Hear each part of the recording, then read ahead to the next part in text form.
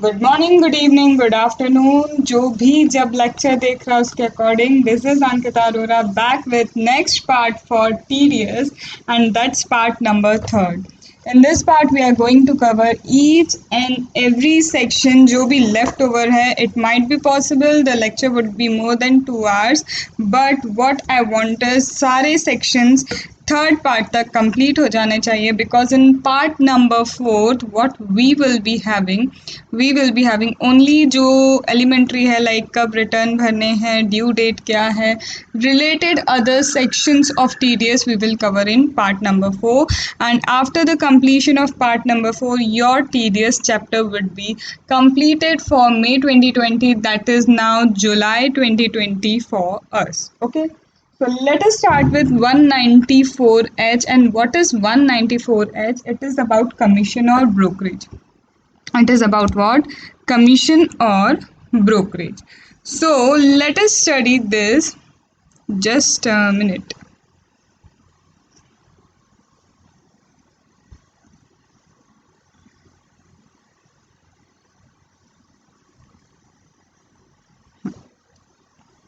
So this is commission brokerage section number 194H. Section number 194H, that is about commission brokerage. And again we know we are on a category where it is credit or payment whichever is earlier to the resident. So here the payment is made to a resident only. Okay, point you have to note over here is we are making a category. हम लोग ने category बनाई हुई है, we have made a category. And category क्या है? कब payment resident को होगा तब कटेगा, TDS कट होगा, कब नॉन रेसिडेंट को होगा तब TDS कटेगा, कब resident as well as non resident के लिए पेमेंट बेसिस पे होगा. देन कैटेगरी इज क्रेडिट और payment whichever is earlier, it is to resident, it's to resident as well as non-resident and to only non-resident. वो category अब हमारी start हुई है, जिसमें we have started with category that is resident, payment to resident, payment or credit whichever is earlier to resident. Till now what we have covered certain section, that is 192. I hope you would be able to recall that. 192, then 193, 192A, then 194A, 194DA, then 194B, 194BB, 194N. We have covered till now. यहाँ तक हमने अभी cover किया है. We have also covered 194C. अगर मुझसे कुछ skip हुआ है जो हम कवर कर चुके हैं तो please add on that. I guess we have also covered 194G. I think yes we have covered 194G also. एक बार आप ये देख लेना, क्योंकि क्या क्या कवर कर चुके हैं वो मुझे नहीं याद है, बिकॉज आपको ये याद दिला सकती हूँ कि सेक्शन में क्या है, बट लास्ट 2 वीडियोस में कितना कवर किया थोड़ा सा आप देख लेना. तो till this we have at least completed all these sections. Now we are on where 194H. So 194H is commission brokerage. Now the payer. This is the payer. Payer could be who? Any person. Payer could be any person, and this any person would include individual HUF. This would include individual HUF only if 44AB limit is crossed. An individual HUF who is required to have audit सिर्फ वही यहाँ पे आएंगे. But ये commission brokerage वो नहीं है जो इंश्योरेंस कमीशन हमने 194 में पढ़ी है. 194D में जो हमने इंश्योरेंस कमीशन पढ़ा है, this is not about that. ये उसके बारे में नहीं है. ठीक है, तो यहाँ पे आपको क्या ध्यान रखना है? Commission brokerage if paid by any person, could be individual, could be HUF. अगर 44AB की लिमिट एक्सीड करते हैं दैट मीन्स ऑडिट होता है. बट दिस कमीशन ब्रोकरेज, ये जो कमीशन ब्रोकरेज है, this does not mean the commission and brokerage that is insurance commission, because इसका एक अलग सेक्शन है and that section is 194D. अलग सेक्शन है और वो सेक्शन क्या है हमारा? 194D है. यहाँ तक बातें समझ में आई? Yes. Now what they are saying, any person that is including HUF individual if subject to audit, but this is not an insurance commission that is already been covered in 194D. It could also be brokerage, ठीक है, then at the time of credit payment whichever is earlier. Now payment could be made by check, it could be by cash, it could be by any mode, किसी भी mode से payment हो सकता है. तो at the rate of 5%, what, at the rate of how much, at the rate of 5% you have to deduct TDS if this commission brokerage exceeds 15,000. If this brokerage exceeds 15,000, then you have to deduct, that means the payer have to deduct TDS at the rate of 5%. However, no deduction would be made, no deduction shall be made under this section if the commission brokerage is not more than 15,000. अगर commission brokerage 15,000 से ज़्यादा नहीं है तो no deduction would be made. यहाँ तक बात समझ में आई? यस मैम, यहाँ तक तो बात समझ में आ गई. Now let us first analyse, ये जो बात लिखी है कमीशन ब्रोकरेज लिखा है, इसे अब हम अच्छे से एनालाइज कर लें कि what is commission and brokerage. Commission brokerage क्या है? Let us analyse that. So first thing, commission brokerage includes what? So if I talk about commission, ma'am इसकी क्या ज़रूरत है इतना डिटेल में जाने की? अरे देखो, ज़रूरत तो किसी भी चीज़ की नहीं है. आपने सीए क्यों किया? ज़रूरत ही नहीं थी. बीकॉम कर लेते, बीकॉम करने के बाद एमबीए कर लेते, एमबीए करने के बाद एटलीस्ट आप 25-30 हज़ार तो कमा ही लेते. तो फिर सीए की भी ज़रूरत क्या थी? और अगर इस ऐसी फील्ड में आए हो जहाँ डिटेल्ड एनालिसिस की ज़रूरत है और हम कुछ बहुत अलग कर सकते हैं, तो फिर मेहनत करना ही है. फिर शॉर्टकट नहीं ढूंढने कि ये देख लें, वो देख लें, क्वेश्चन कर लें, एग्ज़ाम पेपर सॉल्व कर लें, निकल लिए. फिर तो एक चीज़ बताऊं, फिर से आप जब किसी बिग 4 में जाओगे ना, honestly I am telling, experience से बता रही हूँ कि if you will go to big 4 में फिर आपको पता है क्या लगेगा. जब बच्चे वहाँ के ऑलरेडी, एक तो बिग 4 में इतना काम होता है, वो ऑलरेडी एनालिसिस 3 साल में ड्यूरिंग द आर्टिकलशिप सीख चुके होते हैं. फिर जब वो सीए बनते हैं बच्चे, और फिर उनका लेवल ऑफ थॉट अलग होता है, प्रोसेसिंग अलग होती है उनके काम करने की. You feel like that we have did nothing in articleship. जहाँ पे हम छोटी जगह से आर्टिकलशिप वगैरह करते तो हमें इतनी चीज़ें नहीं मिलती हैं करने को, and you would agree. So at least अगर हम वो नहीं कर सकते तो हम जो पढ़ रहे हैं उसमें इतना डिटेल में जाएं, इतना अपने आप को कैपेबल बनाएं कि एटलीस्ट उस पॉइंट पे हम एनालिसिस तो यहाँ सीख लें वर्ड्स का, ताकि प्रैक्टिकल इम्प्लीमेंटेशन हम बाद में लगाना सीख लेंगे. पर कहीं तो जितना अपने आप को परफेक्ट कर सकते हैं, let us do perfect. Okay, चलो. तो कमीशन एंड ब्रोकरेज मीन्स क्या? It includes payment. Commission and brokerage में पेमेंट इंक्लूड होता है, and payment could be what? Received, receivable. चाहे पेमेंट रिसीव हो चुकी हो, it could have been received, it is receivable, या फिर रिसीव होने वाली है. रिसीव्ड और रिसीवेबल हो सकती है. It could be received directly, indirectly bye a person, या फिर कोई पर्सन डायरेक्टली रिसीव करें या फिर इनडायरेक्टली रिसीव कर रहा है कमीशन ब्रोकरेज. यहाँ पे कोई फ़र्क नहीं पड़ रहा कि डायरेक्टली से रिसीव हो, इनडायरेक्टली रिसीव हो. किसी के बिहाफ पे, I am acting on behalf of some person, कि मुझे क्या करना है, सपोज करो सेल्स करनी है और सेल्स कर रही हूँ मैं किसी कंपनी के बिहाफ पे, और जितना सेल्स करा है आई विल गेट कमीशन. तो यहाँ पे क्या हो रहा है? I am acting on behalf of a person, service I am rendering, and this services are not professional service. Point to be noted, यहाँ कोई प्रोफेशनल सर्विस नहीं है. प्रोफेशनल सर्विसेज के लिए अलग से सेक्शन है. तो here the service that is rendered does not include the professional service. कोई भी आप सर्विस दे रहे हैं, डायरेक्टली इनडायरेक्टली आपको उसके लिए क्या मिल रहा है? पे मिल रहा है, द कमीशन और द ब्रोकरेज. यहाँ पे या तो आप बाइंग सेलिंग करवा रहे हैं किसी चीज़ की, ट्रांजैक्शंस करवा रहे हैं, इमूवेबल प्रॉपर्टी सेल करवाना किसी की, ब्रोकर की तरह एक्ट करना, अवेलेबल आर्टिकल सेल करवाना, whatsoever. But this sale buying does not include security. यहाँ पे आप सिक्योरिटी नहीं लेंगे, you will not include security over here. So यहाँ पे commission brokerage for payment that is received, receivable, directly, indirectly by person acting on behalf, by a person who acts on behalf of a person and gives service, but these services are not professional service. It includes helping in buying, selling of any goods or transaction that relates to any kind of asset, valuable article, things, and this does not include security. This does not include what? Security. Okay, तो in this case this is सबसे पहले commission है. Commission में ये दो चीज़ें नहीं है, दैट इज प्रोफेशनल सर्विस के लिए आपको कुछ मिला, 194J में जाएंगे और सिक्योरिटी यहाँ पे कवर नहीं होती. तो यहाँ पे क्या होगा, ये है हमारा कमीशन ब्रोकरेज.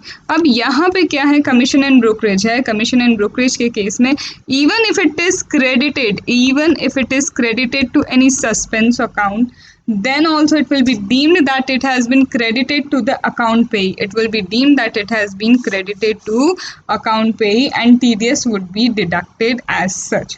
TDS क्या होगा, as such deduct होगा. अभी मैम आपने ऐसा बोला सिक्योरिटी यहाँ पे इंक्लूड नहीं होती, तो मैम इसका कुछ और बताइए ना, इससे क्या आप इम्प्लीमेंटेशन निकालेंगे. तो यहाँ I can say that when security is not included in buying selling, and buying selling security की करते हैं, तो सिक्योरिटी पे अगर कोई ब्रोकरेज कमीशन मिल रहा है that would not attract 194H. That means if you are getting any brokerage, you are getting any commission. ठीक है, तो who you are an underwriter. That means brokerage commission given to an underwriter. Underwriter you know कि underwriter कौन होते हैं, तो underwriter को brokerage अगर कमीशन देते हैं, no 194H would not be attracted. Brokerage, sub brokerage on public issue of security, brokerage दिया या फिर और सब ब्रोकरेज भी दे रहे हैं आप, for what, for public issue. आप पब्लिक इशू करते हैं सिक्योरिटी का, if you issue the public issue of security है, तो in that case also no brokerage, sub brokerage. अगर आपने दिया भी है तो no TDS on brokerage and sub brokerage. चलो और ब्रोकरेज दो. ब्रोकरेज किसको दे रहे हो, स्टॉक एक्सचेंज के ट्रांजैक्शन. स्टॉक एक्सचेंज ट्रांजैक्शन अगर सिक्योरिटी पे होते हैं, तो सिक्योरिटी पे जो स्टॉक एक्सचेंज में ट्रांजैक्शन होते हैं वहाँ पे भी TDS डिडक्ट नहीं होता है. वहाँ पे भी क्या है, TDS डिडक्ट नहीं होगा. यहाँ इसका मतलब सिक्योरिटी को outside the preview of 194H रखा है. But point to be noted, security have been excluded, but if I talk about commodity, तो commodity जो है, commodities exclude नहीं है. that means commodity पे क्या होगा, TDS shall be deducted on brokerage commission paid for commodity transaction. अगर कोई commodity का transaction है तो on that commodity transaction TDS would be deducted, but on security transaction either brokerage to underwriter or public issue of security or sub brokerage for the transactions of security, no TDS would be deducted because it has been outside the preview for TDS under 194H. Okay, so we have covered this. अब यहाँ पे ये कहाँ लिखा हुआ है, so here सबसे पहले come to this, commission and brokerage लिखा है, paid, receivable, directly, indirectly, person acting on behalf, but it should not be professional service. It could relate to buying, selling of asset, goods, article, but not security. That means no underwriting, no brokerage on security transaction, no public issue on security, but commodity transaction पे tax लगेगा, TDS कटेगा.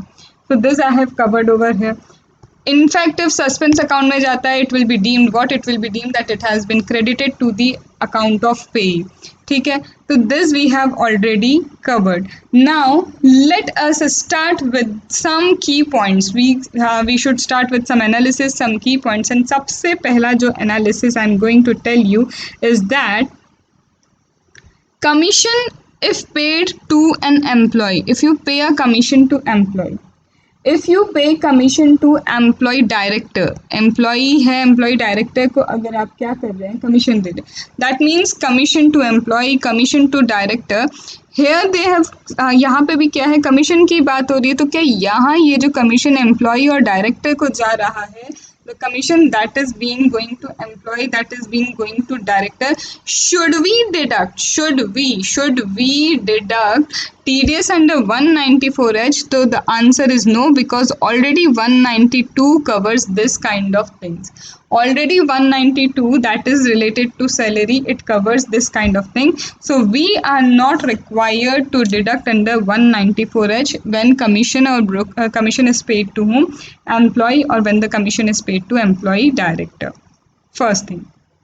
Now let us come to a circular. Circular is circular number 5 of 2016. So let us come to a circular. ये जो यहाँ लिखा है ना इतना, this is all about circular, ये सारी चीज़ें ना सर्कुलर से रिलेट करती हैं। तो let us come to a circular and the circular is 5, circular number 5 2016। अब यहाँ पे क्या कहा गया है, let us understand in detail, not much but थोड़ा सा हम समझ लेते हैं। Text. Now let us move toward one of the important circular, that is Circular 5 2016. That is Circular 5 2016. Now what does this circular mean? यहाँ पे किस चीज़ के बारे में issue है Circular 5 2016? There is an issue क्या था समझना अच्छे से। इनकम टैक्स रेवेन्यू अथॉरिटी जो है, इनकम रेवेन्यू अथॉरिटी एंड जो क्लाइंट्स वगैरह हम बोले, एसएससी बोलते हैं यहाँ पे, एसएससी के बीच में बहुत ज़्यादा क्या चलता था, dispute. There was certain dispute जो हमेशा का ही था, and that was related to what, किस चीज़ से रिलेटेड डिस्प्यूट था समझना। क्या होता है, टेलीविज़न कंपनी क्या है, सपोज करो यहाँ पे एक कंपनी है, ठीक है, this is a company. Now the company, इसे हम क्या बोल लेते हैं, client, we call it as client. This client makes payment to advertisement agency. यहाँ पे क्या करता है, ये पेमेंट करता है किसको, this makes payment to advertisement agency. Why the client makes payment to advertisement agency? To procure advertisement for canvassing advertisement for them. ठीक है, कंपनी ने दिया पेमेंट कि हमारे लिए एडवर्टीजमेंट वगैरह करवाओ। अब ये क्या करेंगे, मार्केट में बेस्ट रेट ढूंढ के, जहाँ पे भी बेस्ट वे में एडवर्टीजमेंट होता है वहाँ पे क्या करेंगे, दे वुड एंगेज देमसेल्फ, और यहाँ पे वो क्या करेंगे, दे विल प्रोवाइड कि यहाँ एडवर्टीजमेंट करना है। तो एडवर्टीजमेंट एजेंसी को बोल दिया कि आप क्या कीजिए कि हमारे लिए एडवर्टीजमेंट करवाइए, तो टीवी मीडिया जहाँ पे होगा ये लोग क्या करेंगे, कांटेक्ट करके एडवर्टीजमेंट करवा देंगे। ठीक है, now suppose this is Cadbury, this is Cadbury. Cadbury has made payment to advertisement agency. यहाँ पे क्या हुआ, कैडबरी ने पेमेंट किसको किया, payment is made to advertisement agency. Why the payment is made to advertisement agency, for procuring of the canvassing of the advertisement in the market. The first thing is that would this payment attract TDS? Would this payment attract TDS under section 194H? Then second is, what happens when this advertisement agency makes payment to this company, this advertisement companies? तो यहाँ क्या होता है, तो let us discuss the first point यहाँ पे, and the first point is whether this TDS under 194H would be deducted over here। तो यहाँ पे थोड़ा सा अब हम समझते हैं चीज़ों को। When the client is making payment to the advertisement agency, it is what? It is work. It is for work. Work for advertisement. It is work for advertisement, and if you know, this work of advertisement is covered under 194C, when there is a contract, when you give some payment to specified person for advertisement, that is covered here in work, and that means यहाँ पे ये जो payment इन्हें जा रहा है, this is covered here in work, and this would attract TDS not under 194H but under 194C. The reason being it's a contract that relates to advertisement. Advertisement is what work in 194C, तो यहाँ तो 194C लगेगा, ठीक है। और generally यहाँ क्या है, कंपनी किसी एक एडवर्टीजमेंट, एक दो एडवर्टीजमेंट एजेंसी से कॉन्ट्रैक्ट कर लेते हैं कि आपको हमारे लिए ये प्रोक्योर करके रखना है। अब यहाँ पे तो ये क्या कर रहे हैं, जब ये एजेंसी यहाँ पे पेमेंट कर रही है किसी को भी जहाँ से they are taking the facility for advertisement, तो this is just they are taking service, they are just taking service, there is no contract over here, that means no 194C will be covered here, no 194C would be covered here. Are you getting my point? Now another question. ये तो हो गया first कि चलो 194C में this would be deducted. Another question is when this client makes payment to this advertisement agency, suppose they have made payment of 10 lakh based on billing, billing जो भी इन्होंने दी इस बिलिंग के अकॉर्डिंग 10 लाख की बिलिंग दी, and they are giving 10 lakh का cheque किसको, advertisement agency को। नाउ दिस एडवर्टीजमेंट एजेंसी क्या करेगा, यहाँ पे आगे जाके इन लोगों को पेमेंट कर देगा। But what is the practice, यहाँ पे प्रैक्टिस क्या है एडवर्टीजमेंट एजेंसी की, what ever is the billing amount जो भी है उसका 15% दे रिटेन, वो अपने पास रिटेन करते हैं। अब ये जो उन्होंने 15%, this percent 15% that they have returned on the billing amount, would it be considered as commission under 194H or would it be considered as discount? Would it be considered as commission that they have given or would it be considered here as a discount? तो यहाँ पे समझना कि यहाँ पे it is a trade discount, here it is what, it is a trade discount जो क्या है इन लोगों से एडवर्टीजमेंट एजेंसी को मिलता है। तो यहाँ पे this is a trade discount and trade discount is never covered under 194H, that means no TDS would be deducted over here. This is circular number 5 2016. This is circular number 5 2016. Hope you have got this very well, and still have doubt, ask me through the comment. Okay, now covering more, आगे जाते हैं और आगे एक और चीज आती है, one more thing। यहाँ पे ये जो आपने बोला मैम कि ये जो कॉन्ट्रैक्ट यहाँ पे है, यहाँ एजेंसी और इनका कॉन्ट्रैक्ट है, ऐसे कैसे मैम कमीशन क्यों नहीं आ रहा, अभी भी समझ नहीं आया। क्योंकि एक चीज़, यहाँ जो क्लाइंट है, यहाँ क्लाइंट जब इस कंपनी को, एजेंसी को बेसिकली पे कर रहा है, तो यहाँ पे this agency is not working as an agent, actual में तो प्रिंसिपल टू प्रिंसिपल रिलेशन ही है। This is principal to principal relation. This agency is not working, not acting on behalf of the client. Client के behalf पे काम नहीं कर रही है, it is working for client, not on behalf of client. जब बिहाफ ऑफ क्लाइंट होगा तब एजेंसी आएगी, principal agency relation, agent relation आएगा, बट यहाँ पे सिर्फ उसके लिए काम कर रही है। This is principal to principal working, that means again it's a contract, it's a contract, इसलिए 194C में कवर होता है। होप चीज़ें सही और क्लियर हुई होंगी। Now let us move towards another thing, that is, suppose commission is received by a travel agent from airline. This is what, this is a travel agent, this travel agent gets commission from airline, इन्हें commission मिल रहा है, कहाँ से मिल रहा है, they are getting commission from airlines।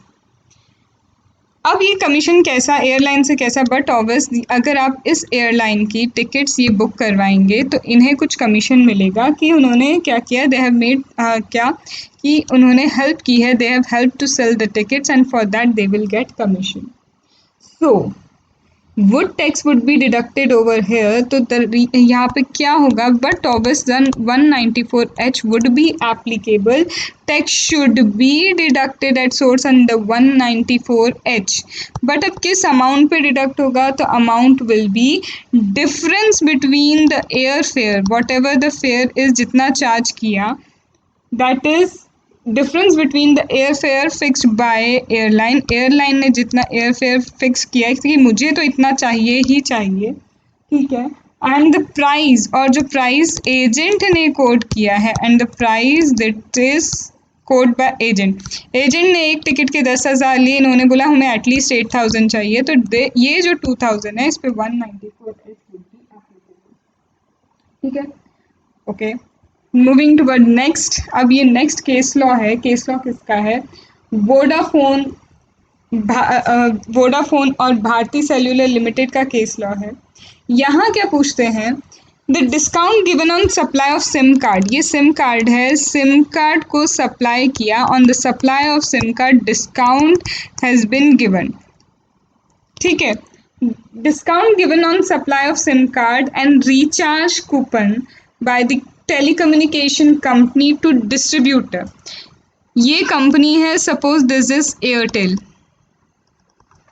Airtel अपने distributor को क्या देती है, Airtel gives the distributor discount on sale of SIM card, जब भी ये सिम कार्ड वगैरह सेल करते हैं, जब भी रिचार्ज कराते हैं, तो यहाँ पर जिस भी पर्सन का वो रिचार्ज करा रहे हैं, सिम कार्ड बेच रहे हैं, तो सिम कार्ड सपोज कीजिए ये डिस्ट्रीब्यूटर यहाँ पे कितने में भी बेचे, एक्चुअल अगर 100 रुपीज़ का सिम कार्ड लिखा है तो ये डिस्ट्रीब्यूटर को सपोज करिए 70 रुपीज़ में ही gets the SIM card, recharge 100 पे क्या है, अगर बोला है 100 पे 80 आता है, तो यहाँ पे इनको 100 पे 90 का रिचार्ज मिलता है, 10 रुपये इनके अकाउंट में और बाकी के 80 इधर चले जाते हैं, ठीक है। तो यहाँ पे क्या हो रहा है, discount given on supply of the SIM card or recharge coupon by the telecommunication company to distributor under prepaid scheme में क्या इसे कमीशन ट्रीट किया जाना चाहिए, should it be treated as commission to attract TDS under 194H। So here यहाँ पे क्या बोलता है SSC, यहाँ पे अगर इस केस लॉ के बारे में बात करें तो अकॉर्डिंग टू SSC क्या बोलता है, there is no sale of goods, there was no sale of goods according to SSC कहता है कि there is no sale of goods and the entire charges collected by this SSC from the distributor at the time of delivery of SIM card or recharge coupon were only for rendering service। SSC कहता है मैंने तो कोई goods बेचा नहीं, जो भी charges मैंने किसी क्लाइंट से कलेक्ट किए, वो सारे चार्जेस जो भी मैंने as a distributor I have collected from the client, that is only for rendering of service to the ultimate subscriber. ये सब्सक्राइबर हैं, ये एयरटेल को सब्सक्राइब किए हुए हैं, एयरटेल की सिम है इनके पास, तो I am just providing the service, मैं तो सर्विस प्रोवाइड कर रहा हूँ, और सर्विस प्रोवाइड करने से related I am charging the things, मैं सिर्फ कलेक्ट करता हूँ। और यहाँ पे this SSC that is the distributor बोलता है कि I am accountable to the subscriber for failure to render the prompt service, अगर मैं प्रॉम्प्ट सर्विस नहीं देता, रिचार्ज वगैरह नहीं होता, तो आई एम अकाउंटेबल, मैं अकाउंटेबल हूँ। देयरफॉर ये जो डिस्ट्रीब्यूटर है, दिस इज डिस्ट्रीब्यूटर, वो बोल रहा है I am only a middle man, I am only as a middle man, मैं क्या हूँ, एज अ मिडिल मैन हूँ।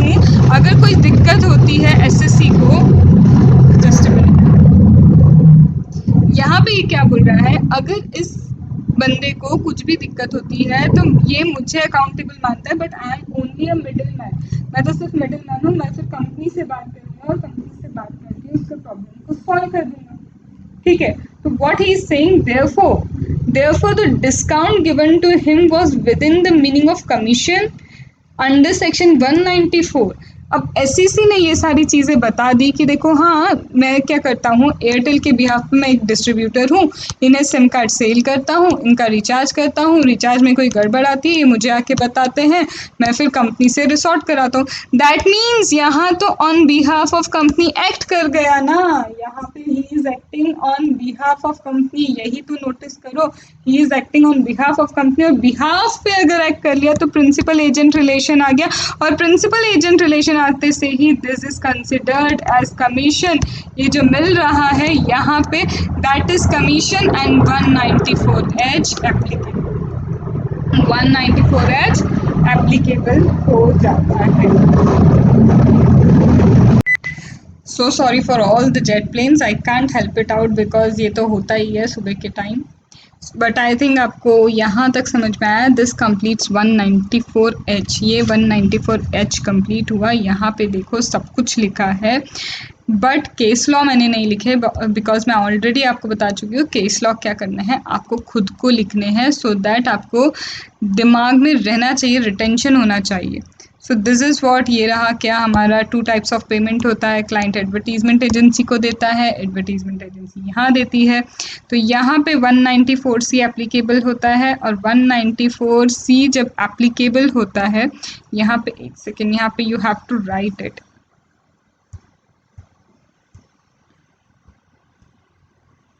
यहाँ पे ना यू हैव टू राइट, यहाँ होगा लेकिन 194C में एप्लीकेबल होगा because principal to principal relation है। There is principal to principal relation, तो 194C में दिस विल बी एप्लीकेबल।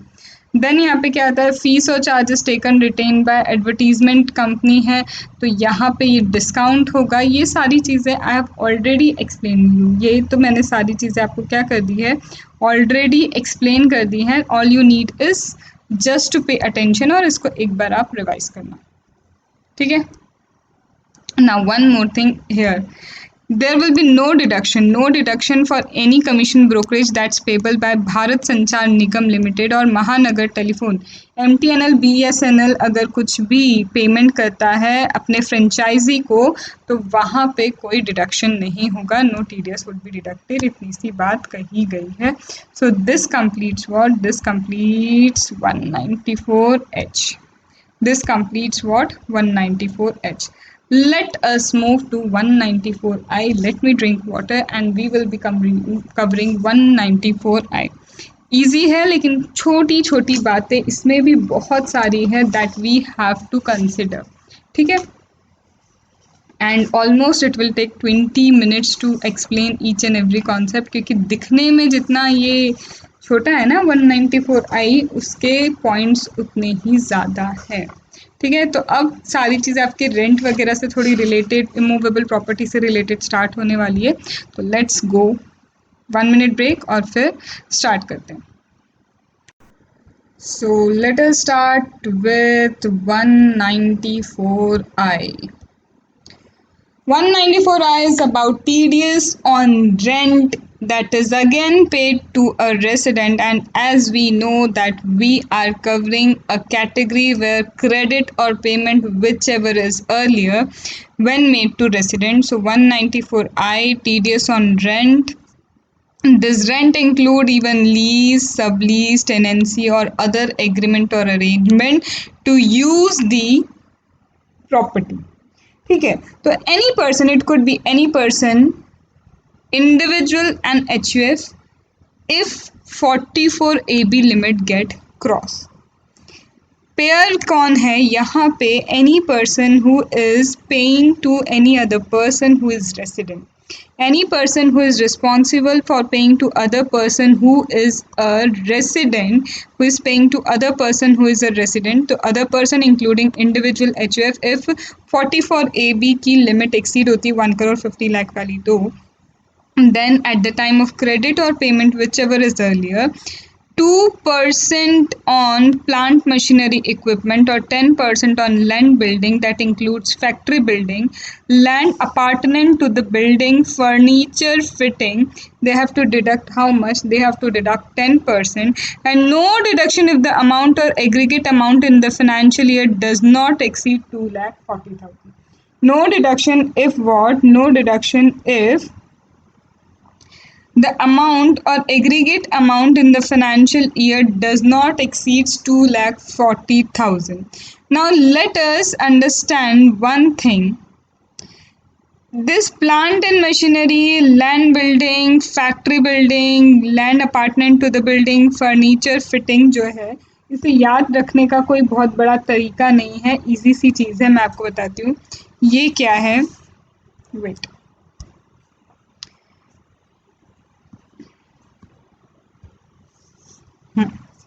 ये हो गई हमारी क्या, building. This is building, building कहाँ पे, लैंड के ऊपर है। This building, this land and जो भी बिल्डिंग और बिल्डिंग के आसपास में जो लैंड जा रही है that is apartment to the building, इसके अंदर रखे हैं कुछ फर्नीचर, कुछ फिटिंग वगैरह हो रखी है, कुछ प्लांट मशीनरी इक्विपमेंट है, तो ये सब को यूज़ करने से रिलेटेड क्या होगा if you are paying rent? If you are paying rent in relation to this building, that building is on land apartment to the building, it has certain furniture, the building has certain fittings, it has plant, it has equipment, it has machinery. So it will be basically easy for you to learn that there is a building on land. Land apartment is also included here. There is some furniture, there is some plant machinery equipment fitting that is being done in the building. So rent paid for all this attracts TDS.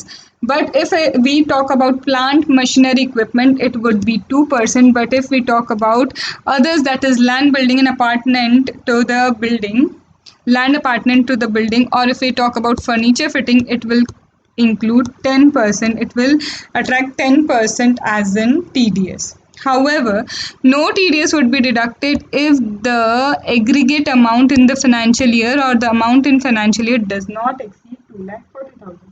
If the amount does not exceed 2,40,000, no TDS would be deducted. Okay. So let us move forward, अब आगे चलते हैं and यहाँ से अब हम थोड़ी सी क्या स्टार्ट करते हैं, एनालिसिस। ये तो सिर्फ छोटी छोटी बातें थी, अब हम आते हैं की पॉइंट्स पे। We are coming on what? We are coming on the key points now, and what are the key points? The first and foremost, no deduction under this section. There would be no deduction under this section if the amount or aggregate amount that is paid, credited, whichever is earlier during the financial year to a person, to a payee, does not exceed 2,40,000. Okay, that we know. Second is what? Suppose this is a building. This building is owned by two persons. That means there are co-owners of this building. ठीक है, तो यहाँ पे क्या है? Building is owned by 2 person, co owner है building के. Then the share of each co owner is property is ascertainable. हमें पता है अच्छे से कि किसकी क्या शेयर है. ठीक है.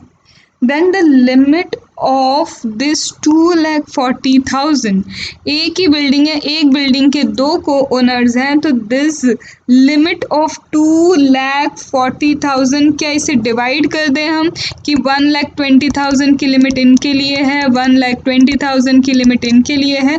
So the answer is no, because यहाँ पे इंडिविजुअली लिमिट 240 दी है individually. So here the 2,40,000 will be applicable to each co-owner separately. Here 2,40,000 apply होगी किसको? Will apply to the co-owners separately. This will apply to the co-owners separately. This is number 2, the analysis number 2. Let us come to number 3. As I have said you one thing that individual HUF, तो हमने ये already बता दिया कि जब limit cross करेंगे that is 44 AB की, तभी कवर होंगे. फिर ये भी है क्रेडिट और payment which ever is earlier, और क्रेडिट अगर आपने सस्पेंस अकाउंट में भी किया है तो डीम्ड हो जाएगा कि क्रेडिट टू द अकाउंट पे ही हुआ है. ठीक है. Now one thing, you are giving on rent something, you are giving on rent.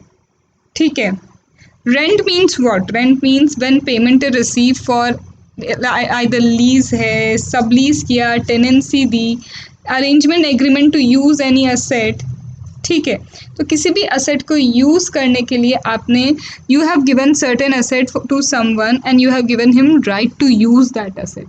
You have given right to use that asset, and when the person is using that asset, that person will give you the rent. He will give you the rent.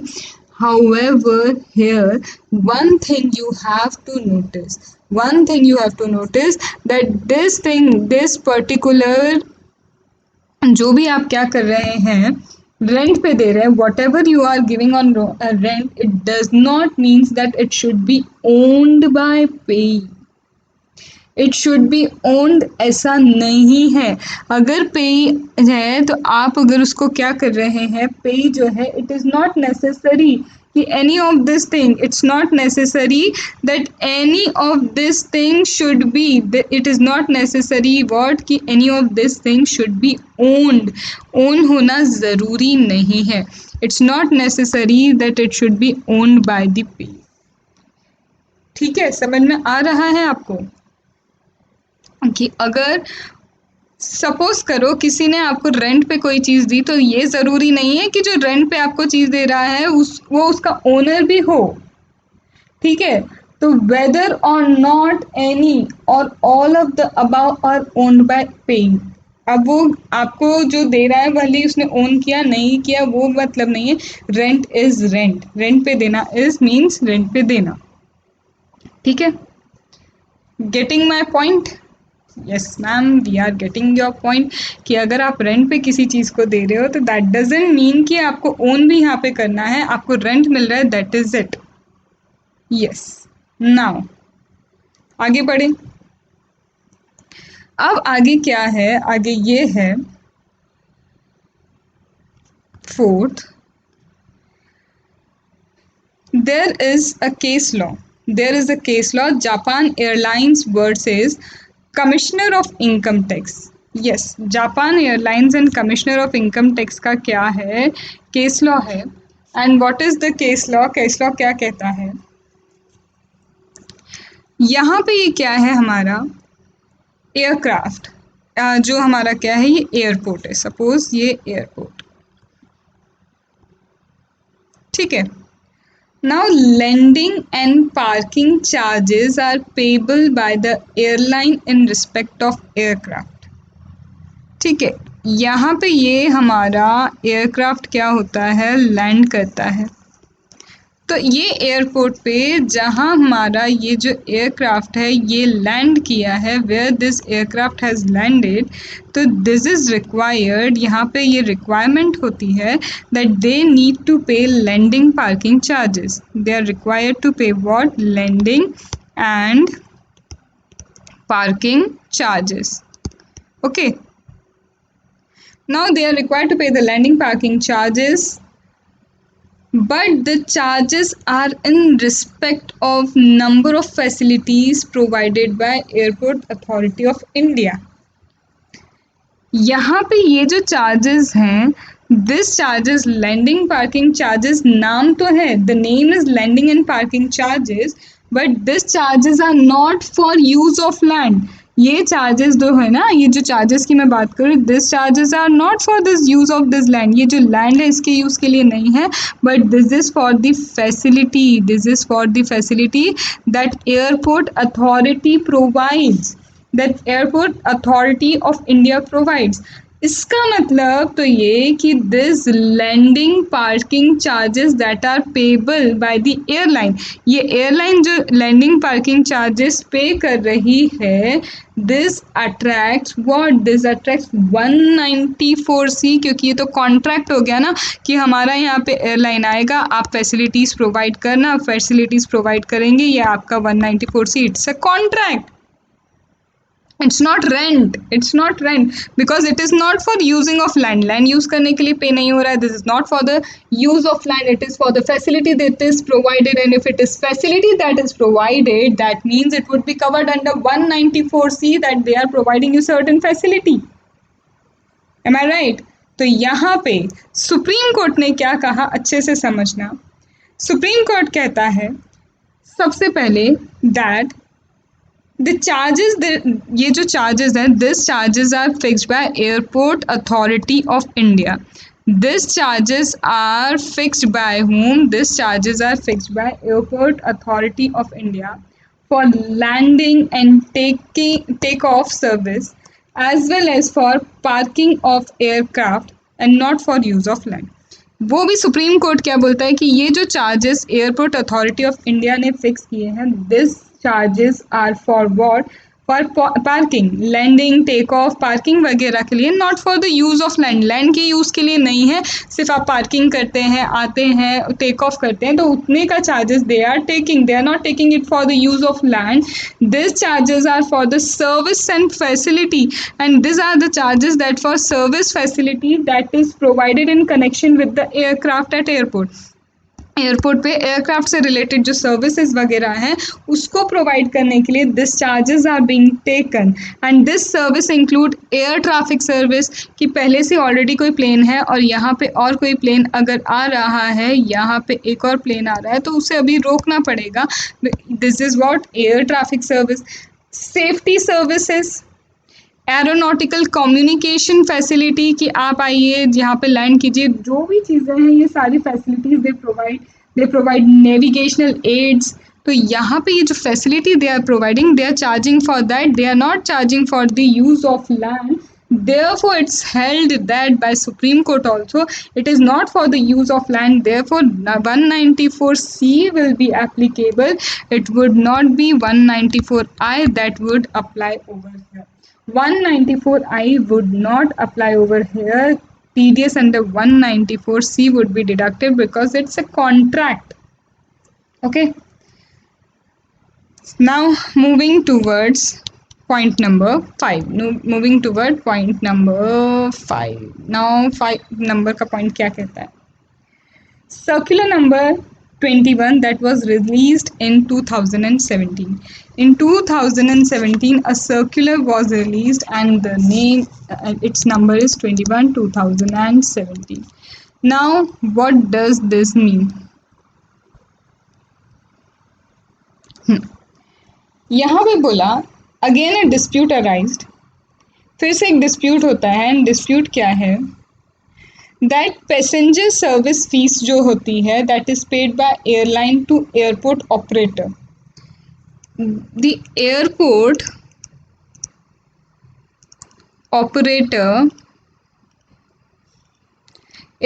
Operator pays to whom, airport operator को क्या pay करते हैं? Airport operator is paid by airline.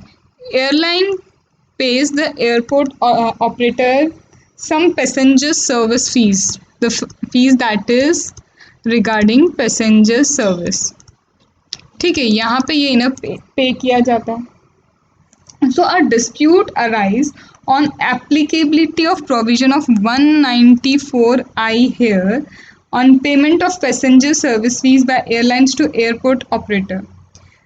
यहाँ पे फिर court क्या बोलता है? यहाँ पे कोर्ट ने ऐसा बोला है that 194I shall not be attracted on payment of passenger service fees. यहाँ पे 194I नहीं आएगा because services दे रहे हैं. They are providing services to the passenger. They are what? Providing service to passenger, and providing service to passenger is not a rent. That is not rent. The normal meaning of rent अगर हम expand भी करते हैं, rent है, rent का अगर हम meaning को expand भी करेंगे, the primary requirement is that payment must be either for use of land, either for use of building, or either for use of anything. कुछ चीज़ें यूज़ होनी चाहिए, और यूज़ के इंसिडेंशियल अगर किसी चीज़ को यूज़ किया जा रहा है, इंसिडेंशियली किसी चीज़ को यूज़ किया जा रहा है, near incidental minor insignificant use of some same thing.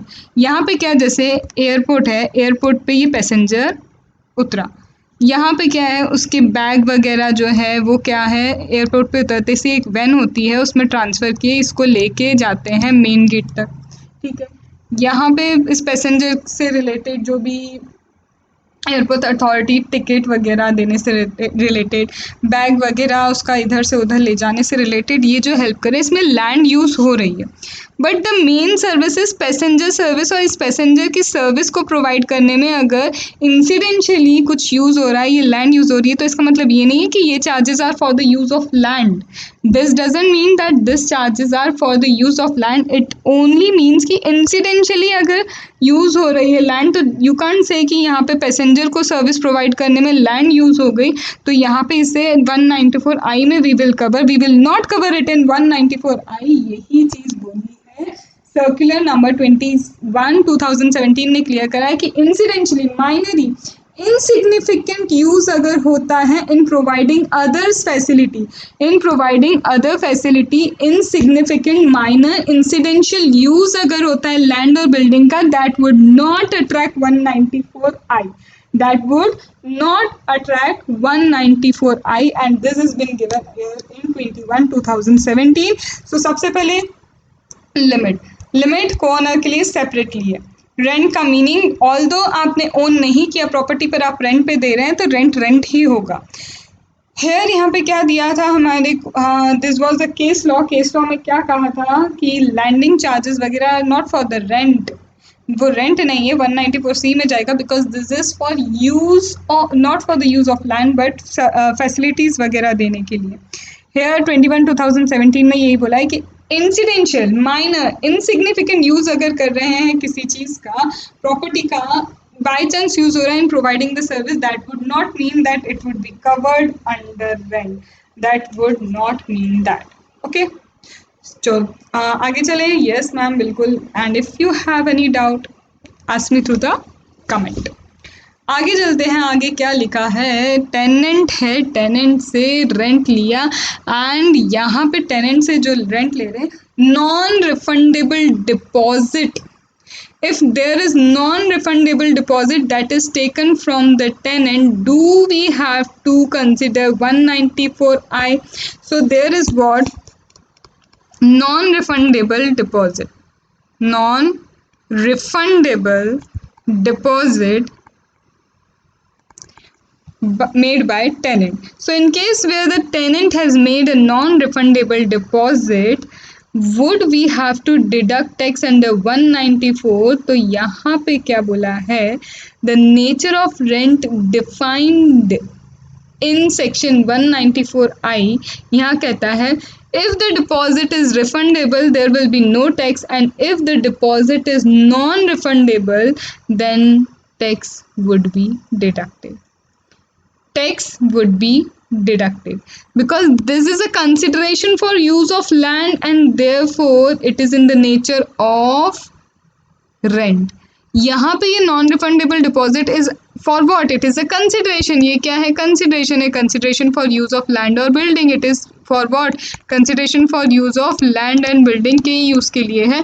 And when it is consideration for the use of land and building, that means non refundable है 194I applicable, and if it is refundable 194I नहीं applicable होगा, no TDS would be deducted.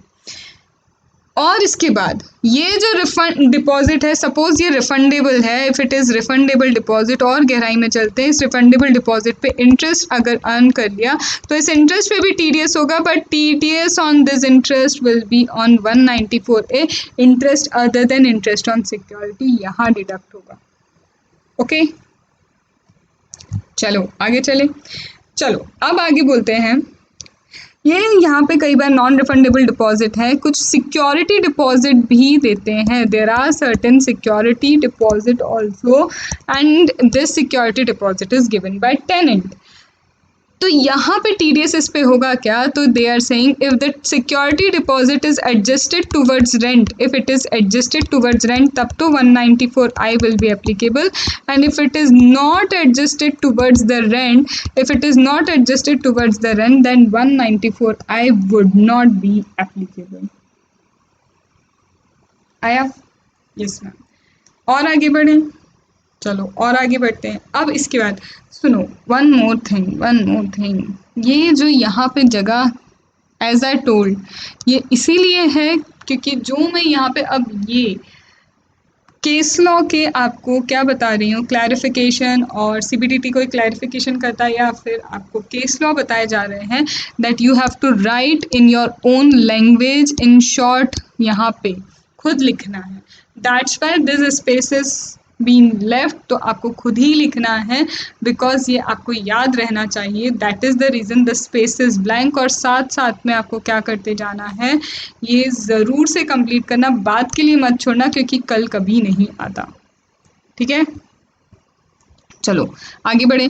फिर इसके बाद more clarification of CBDT, अब TDS is on what? TDS on warehousing charges. Now TDS on what? TDS on warehousing charges. TDS warehousing charges के ऊपर क्या है तो देखो समझ लो क्या लिखा है, क्या बोला है.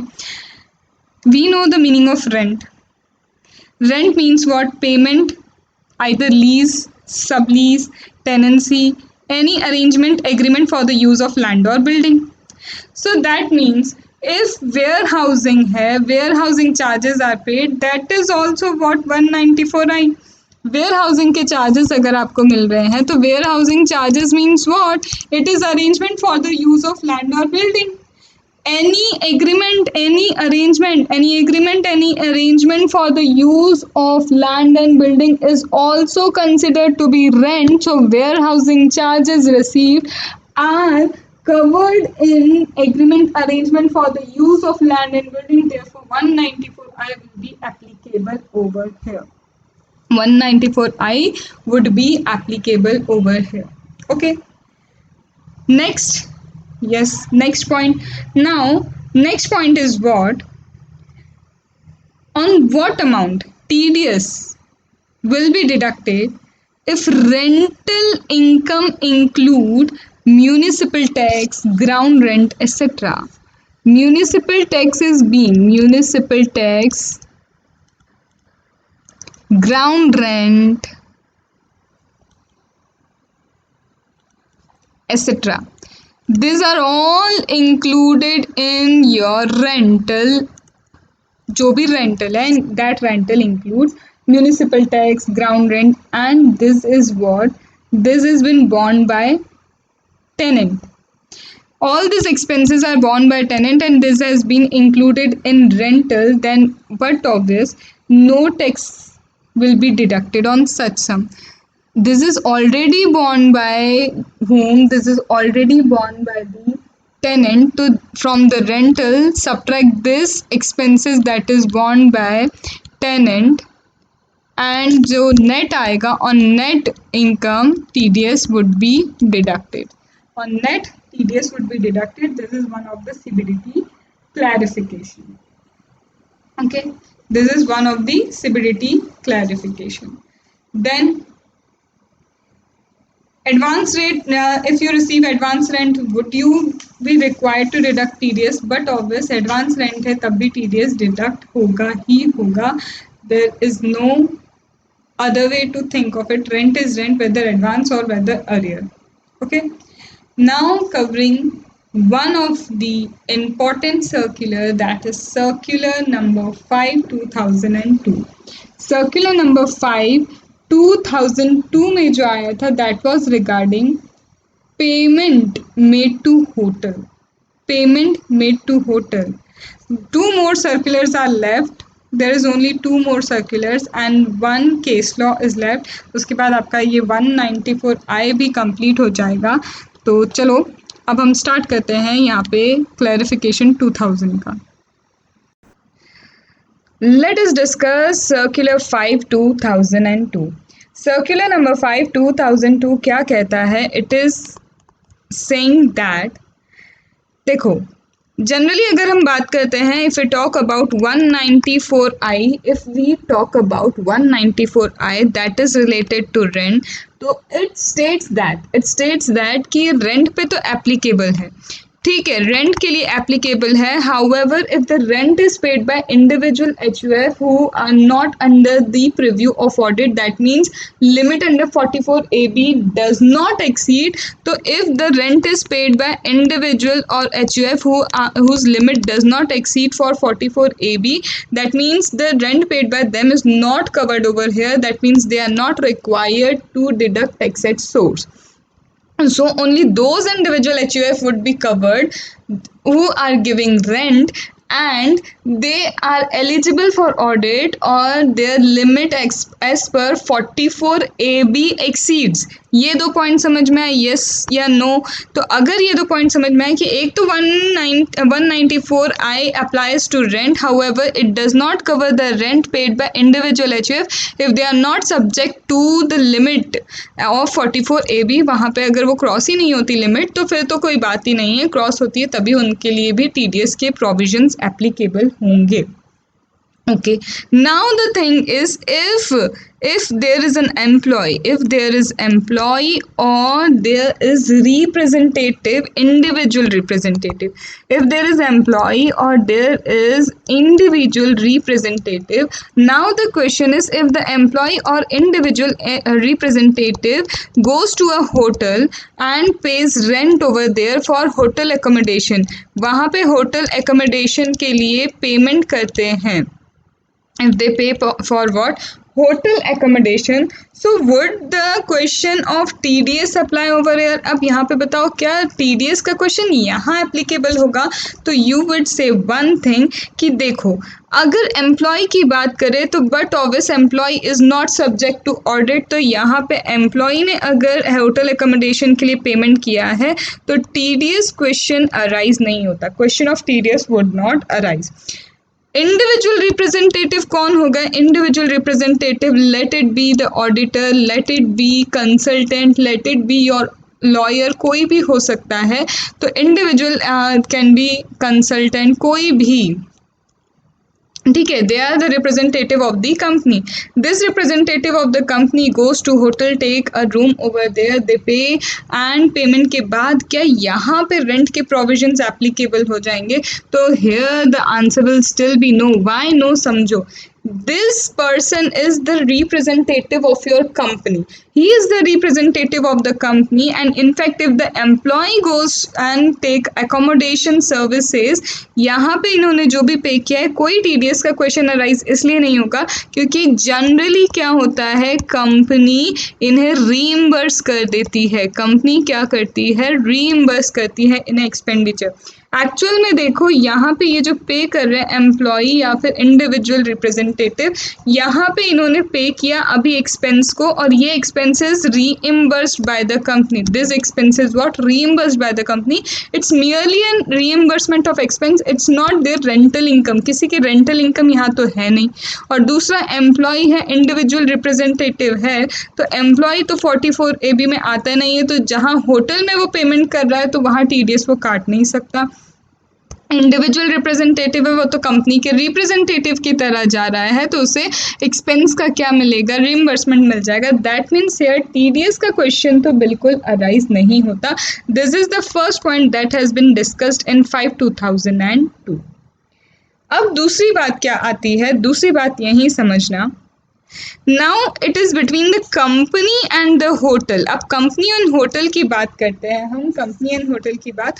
If we take rent to a next level, if we take a wider scope of it, rent है, रेंट का वाइडर स्कोप देखते हैं। यहाँ जनरली क्या होता है, company and the hotel have agreement, agreement होता है कंपनी एंड होटल के बीच में। एंड अगर यहाँ पे क्या है, अब बात ध्यान से सुनना, if the accommodation is on regular basis, तब तो ये रेंट में कवर हो जाएगा, बिकॉज रेंट कवर करता है accommodation on regular basis, whether lease हो, वेदर लाइसेंस एंड एग्रीमेंट हो। अगर रेंट है तो रेंट में लीज कवर होता है, यस मैम ये तो हमें पता है। रेंट में आपको पता है लाइसेंस कवर होता है, लाइसेंस भी होता है, और एनी एग्रीमेंट भी है तो एग्रीमेंट भी कवर होता है, यस मैम ये तो हमें पता है। तो this cover lease, licence, agreement, arrangement कुछ भी आपका है तो यहाँ पे ये कवर हो जाता है अगर हमने वाइडर स्कोप देखा किसका, रेंट का। If we have seen the wider scope of rent, this is all covered over here.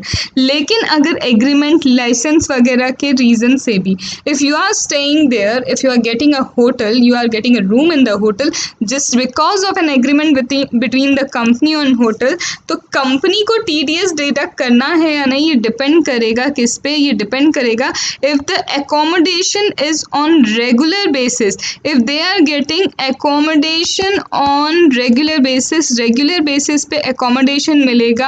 And regular basis का एकोमोडेशन का मीनिंग क्या है, what do you mean by accommodation on regular basis, मतलब एक particular type का एक particular room है, वो रूम लेट आउट होगा आपको स्पेसिफाइड रेट पे, the room will be let out to you at specified rate, the room will be let out to you for the specified period.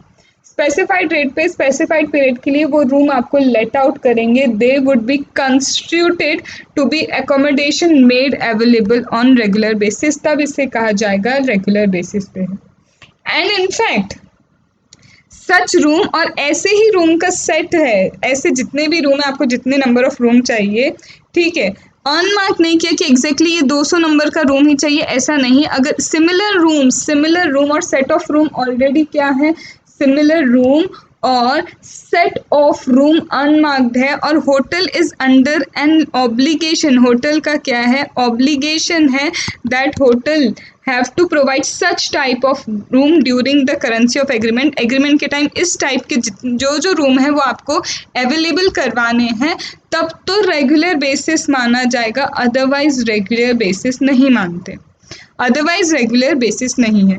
तो this is agreement on regular basis, तब इसे rent consider करा जाएगा, otherwise rent consider नहीं होगा।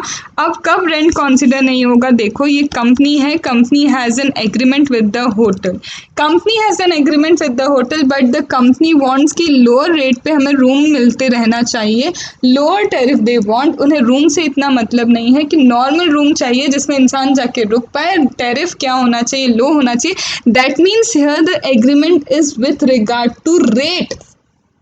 Here they are entering into agreement, they are entering into an agreement, and the base of the agreement is tariff, the base of the agreement is tariff, and where the base of the agreement is tariff, that means there is no regular basis accommodation, so merely on the scope of, यहाँ पे scope of the agreement is just rate, you cannot say that this is regular basis, यहाँ पे rate के basis पे आपको room मिलेंगे कि ये रूम है, आपको ऐसा नहीं है कि ये रूम आपको मिलेगा, ये रेट के अकॉर्डिंग आपको यहाँ पे रूम मिल रहा है, इसका मतलब एग्रीमेंट क्या है, रेट का एग्रीमेंट है, तो this can not be said to be the accommodation on regular basis, so here 194I not applicable, here 194I will not be applicable. I hope the things are clear to you, and this is a very good circular that you must keep in mind. कुछ भी case law अगर इससे related आता है तो you must be able to crack it.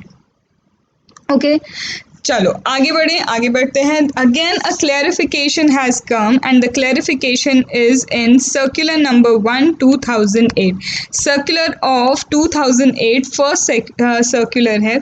ये क्या कहता है, it states that according to 194I, if the payment is made by customer on account of cooling charges to cold storage owner, this is a customer, this customer is paying the cooling charges, the customer is paying cooling charges is paid by the customer to whom, cold storage owner, the owner of the cold storage is paid cooling charges. Okay, so whether TDS under 194I would be applicable to this cooling charges, तो अब आपको ही पता होना चाहिए ये कि क्या cooling charges जो हम दे रहे हैं उस पर 194I एप्लीकेबल होगा।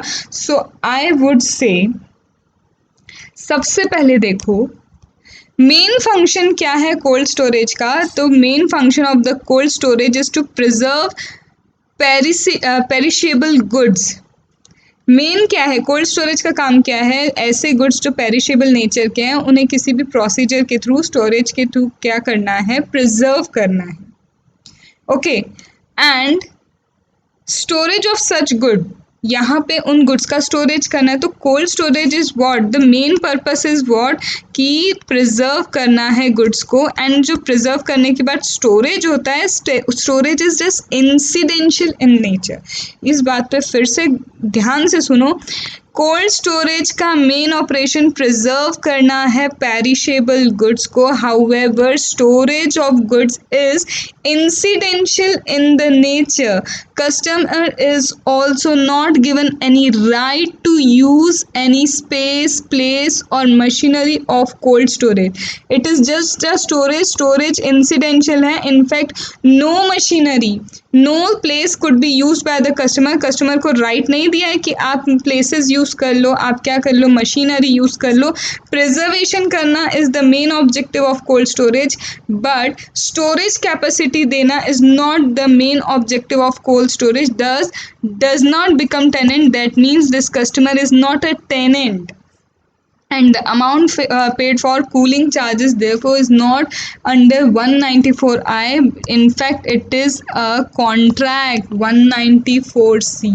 Since the arrangement between the customer and the cold storage owner are basically contractual in nature, that they will prevent their perishable goods from getting damaged. तो यहाँ सिर्फ एक contract है, contract of preservation है. There is no contract where they will get the right to use any place, right to use any machinery. So it's contract in nature, so 194C would be applicable rather than 194I. Okay, yes ma'am, बिल्कुल समझ में आया. In fact, if recipient, और इसके बाद एक छोटा सा पॉइंट है, 15G 15H एप्लीकेबल होगा अगर रेसिपिएंट है, recipient receiving the rent and finds that कि उसको क्या है, उसकी income including the income of this rent is not taxable, तो वो क्या दे सकता है 15G 15H में, he can give a declaration for non deduction of TDS. Okay, yes ma'am, आ गया, अच्छे से समझ में आ गया, आया. अभी अगर एक चीज़ देखो नहीं समझ में आया, आप पूछ लो, एंड जितना हो सके वीडियोस को शेयर करो, because it's already detail lecture मैं दे रही हूँ, तो just share it as much as possible. बहुत सारे लोगों के लिए बेनिफिट होगा, क्योंकि देखो जुलाई में एग्ज़ाम होना, मैं कुछ कमेंट तो बहुत ज़्यादा ज़ोर करके इसलिए नहीं दूँगी कि फिर बच्चों के ना जजमेंट भी स्टार्ट हो जाते हैं, और फिर कुछ बच्चे जो अच्छे से पढ़ रहे होंगे वो नहीं पढ़ेंगे, क्योंकि बहुत सारी चीज़ें चलती. But it's next to that's not possible कि एग्ज़ाम हो. 30 जून तक अगर ट्रेन वगैरह जो बुकिंग है वो स्टॉप कर दी गई है, तो बच्चा कैसे ट्रैवल करके दूसरे स्टेट में जाएगा, क्योंकि 30 जून के बाद एकदम से क्या उसे टिकट्स मिल जाएंगी, एकदम से बुकिंग मिल जाएगी. फिर इतनी सारी भीड़ को एक साथ वो लोग अलाउ करेंगे, क्योंकि सिर्फ आप ही ट्रैवल करने वाले नहीं होंगे, बहुत सारे लोगों को इधर से उधर कहीं ना कहीं जाना होगा. तो हाउ इट्स पॉसिबल कि एकदम से जुलाई से आपकी एग्ज़ाम हो जाए? It's not possible. बट सी, दूसरी चीज़ ये 40 डेज़ पहले पेपर देना होता है, जो पेपर हमारा बनता है वो 40 डेज़ पहले ही पहुंचाना होता है. तो कैसे चीज़ें पॉसिबल होंगी? उसके बाद एकदम से क्या आप क्या सोच रहे हैं कि जुलाई आते से ही ये जो पैंडमिक चल रहा है वो बिल्कुल ख़त्म हो जाएगा? और इंस्पाइट कि अब एसिम्टोमेटिक है, asymptomatic I think you know कि अब सिम्टम्स भी शो नहीं हो रहे, नहीं पता कि कौन सा सामने वाला बंदा है जो अभी पॉजिटिव है और आप उसके कांटेक्ट में आ रहे हैं. आपका एग्जामिनर जो है एग्ज़ाम ले रहा है, जो पेपर डिस्ट्रीब्यूट कर रहा है, यू डोंट नो अगर वो इन्फेक्टेड है तो पता नहीं कितने बच्चों को इन्फेक्ट कर देगा. तो how risk of life could be taken? Let's see. मैं हमेशा ये है कि मैं बहुत ज़्यादा इस टॉपिक पे बोलना इसलिए पसंद नहीं करती, जो बच्चे पढ़ रहे हैं अच्छा है पढ़ लें, बट मैं यही चाहती हूँ कि take out best from the worst. इसीलिए इतने डिटेल में लेक्चर डाल रही हूँ, क्योंकि आई नो अब टाइम है आपके पास. अदरवाइज़ मैं लर्निंग लेक्चर बीच में लेके आई थी, PGBP अगर आपने नहीं देखा तो देखना, लर्निंग करवा दी थी PGBP की विद कॉन्सेप्ट. बट जहाँ लगा कि नहीं वी हैव टाइम, तो मैं वापस से डिटेल लेक्चर पे शिफ्ट इसीलिए हुई. So it's up to you, जितना यूटिलाइज़ करोगे टाइम दैट्स बेटर, बिकॉज आने वाले टाइम में समथिंग न्यू अगर आप कर रहे हैं, आप दूसरे लोगों से अलग है, तभी आप आगे बढ़ पाएंगे. बिकॉज ऑलरेडी इतने लोगों को जॉब चाहिए होगी, क्योंकि कहीं ना कहीं रिसेशन आ सकता है, ये तो आप जानते हैं, क्योंकि बहुत लॉसेस बियर हो रहे हैं. बहुत ज़्यादा ज़ोर ऑनलाइन पे हो जाएगा तो फिर कहीं ना कहीं जो लोग लैग करेंगे तो अनएम्प्लॉयमेंट तो होगा ही होगा। और आप अगर कुछ यूनिक हैं, if you have something different in you तो आपको आपके अकॉर्डिंग पैकेज पे कंपनी लेगी। अदरवाइज कंपनी के पास ऐसे सीए हैं जो 200 पे क्लियर होते हैं, जो रट के भी क्लियर होते हैं और कुछ नहीं, उन्हें 6 लाख से ऊपर का पैकेज नहीं मिलता है। जनरली स्टार्टिंग पैकेज सबका 6 लाख होता है। मैं ये नहीं बोल रही हूँ कि हर बच्चे जैसे 6 लाख मिल रहा है वो एवरेज है या फिर रट के ही पास हुआ है, नहीं। बट क्यों बच्चों को वो पैकेज नहीं मिलता जब दूसरे 17, 16, 10 लाख, 12 लाख, 13 लाख के पैकेज उठाते हैं और हम 6 लाख के पैकेज पे कैसे खुश हो जाते हैं। और उसके बाद काम बिग फोर में 14-14 घंटे काम होता है। यस, बिल्कुल होता है। आपके पास कई बार मेरे हस्बैंड खुद बिग फोर में हैं, 14 आवर्स, कई बार 2-3 घंटे सोने को मिलता है। And I have seen many of my friends are also in big four. मैंने देखा है, talking about EY, talking about your KPMG, Deloitte, PwC, किसी की भी बात कर लो। तो बनो तो कुछ ऐसा कि अगर इतना टाइम दे रहे ना तो ऐसा पैकेज उठाएं कि हमें भी लगे कि ठीक है, हमारे टाइम की वर्थ है। चलो, अभी तो हम यहीं पे कंटिन्यू करते हैं। Now we are continuing with another section that is 194IA। Section 194IA पे अब चलते हैं। तो we have completed this. I hope आपको यहाँ पे 194I समझ में आ गया है। And if you have query you can ask. Covering 194IA, what is this 194IA is all about? It is about transfer of certain immovable property other than agriculture land.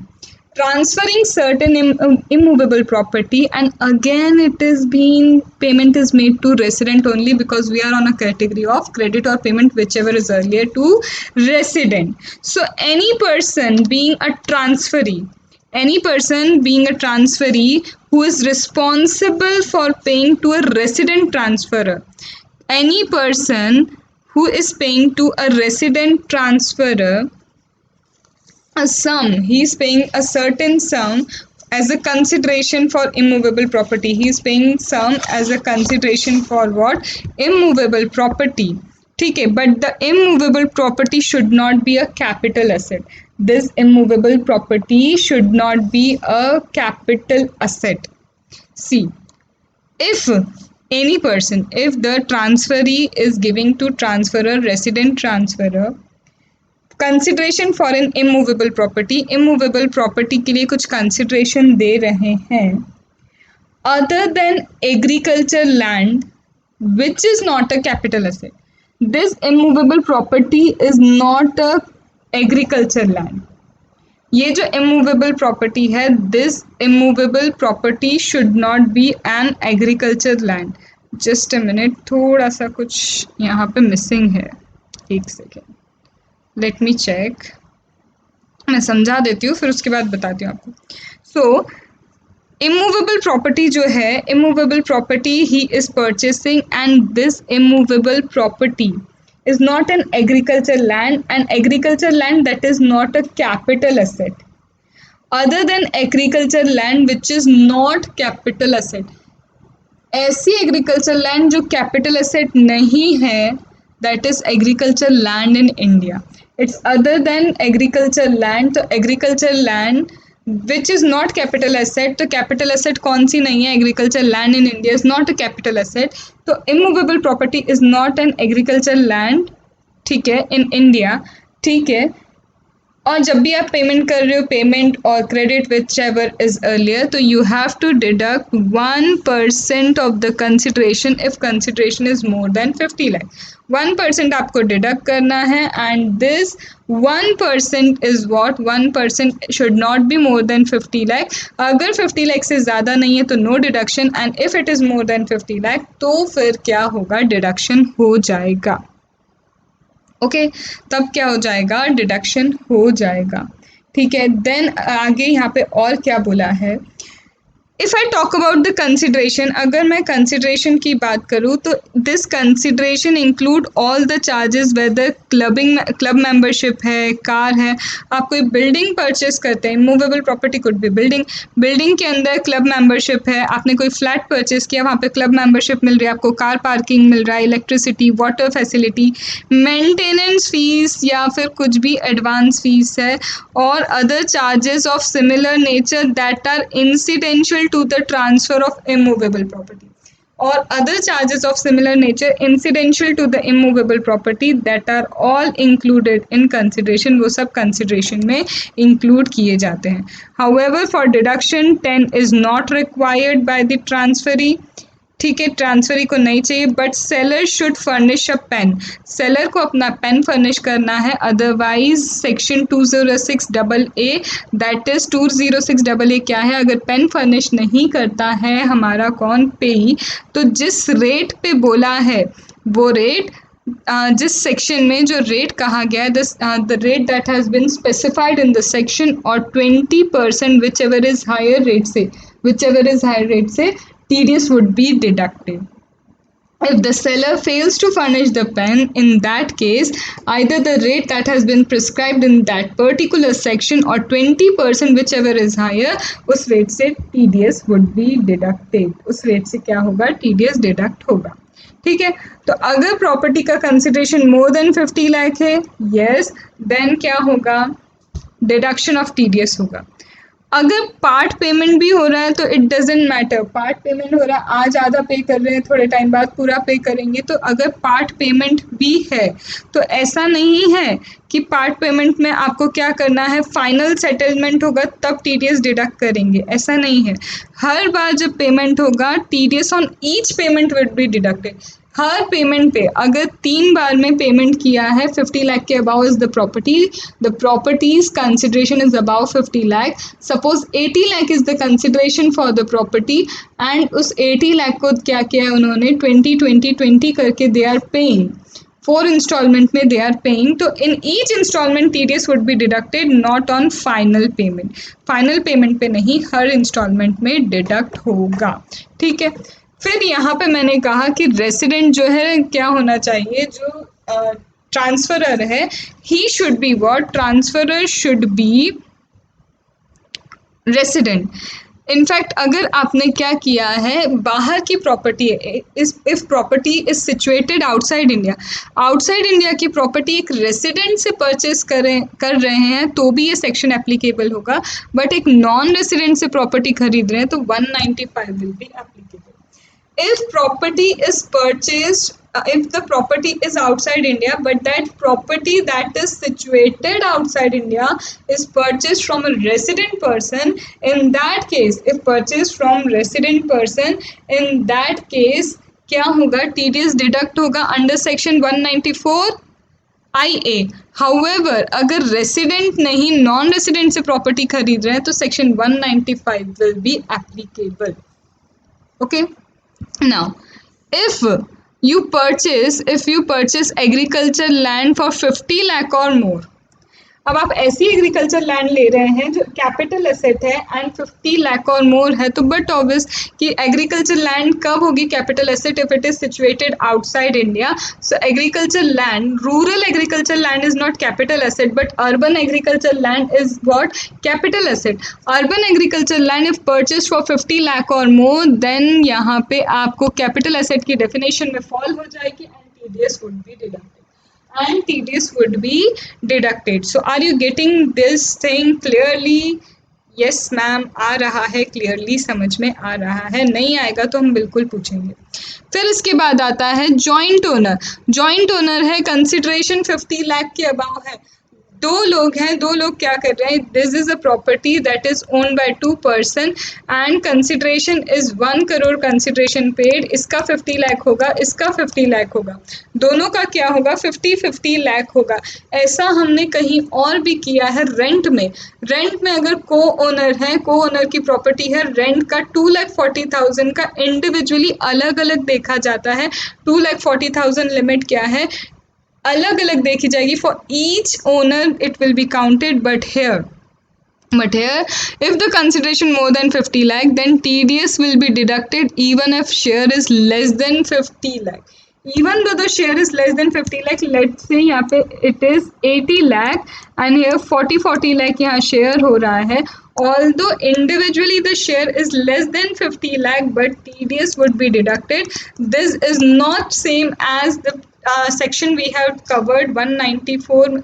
हमने section जो cover किया था जहाँ पर rent का था, rent में क्या था 2,40,000 जो है 2,40,000 की जो लिमिट है इंडिविजुअली देख रहे थे हम ओनर्स के लिए, but here it is not so. यहाँ पे ऐसा नहीं है. एंड रेंट का हमारा सेक्शन कौन सा था, अभी ही किया है, बहुत देर नहीं हुई है. It is 194I. ठीक है. So this is covered over here. Then TDS तो भी deduct होगा whether the buyer who purchases the property, whether he is keeping the property as capital asset or he is keeping the property as stock in trade. That means treatment of the property by buyer is irrelevant. Treatment of property by the buyer is just irrelevant, कोई काम का नहीं है. TDS would be deducted. And अगर compulsory acquisition होता है, but if there is compulsory acquisition, तो compulsory acquisition कहाँ कवर होगा, that will be covered in 194LA. 194IA would not be applicable. 194IA would not be applicable. In that case, it would be 194LA. That will be 194LA. ये बात समझ में आई. So this completes your 194IA section and all the possible analysis from my side to this section. Till now, whatever we have completed, comment me and बताओ जितने sections तुम्हें याद आ रहे हैं 192 से 194IA तक, जितने भी sections तुम्हें याद आ रहे हैं, comment and मुझे बताओ, मुझे भी पता चले कि कितना हेल्पफुल है videos.